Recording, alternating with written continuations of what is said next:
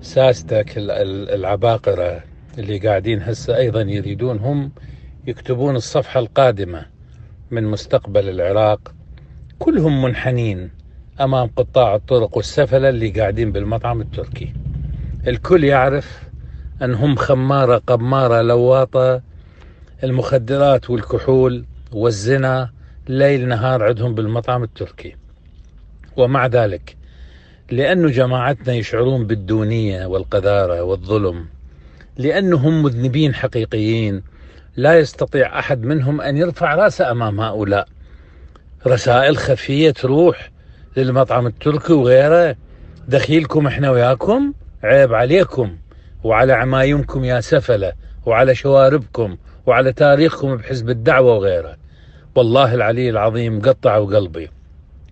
أنذال ولد الأنذال، 6 7 صور. ليش اكو واحد يرفع صوته على ذولا يشطبهم؟ من يشطبهم؟ ذولا قطاع الطرق، جماعة مقتدى، القتل، السراق.